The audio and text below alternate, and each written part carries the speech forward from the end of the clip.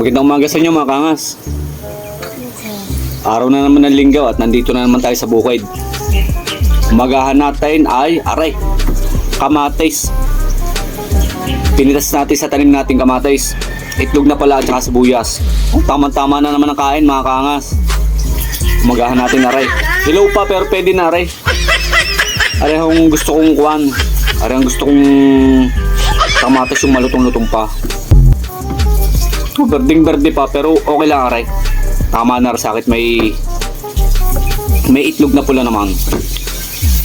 Pagkatapos ko na rin, tayo ay magkakalaykay ng mga damo at tayo magsisilab at napakarami na huli ng kalat sa ating bukid at palibas ay taglagas ay di syempre yung mga dahon-dahon ay natutuyo.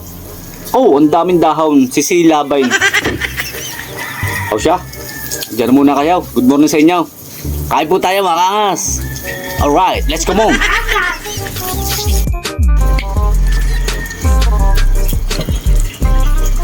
O mga kangas, unang subo. First bite. Hop.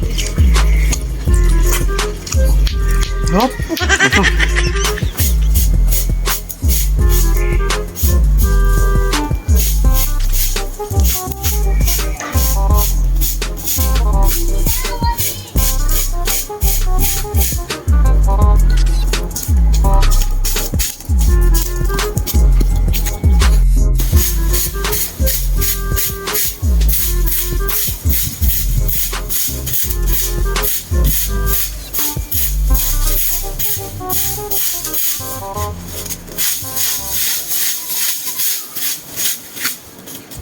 Ang pag-abot ng pangarap ay parang pagsusugal.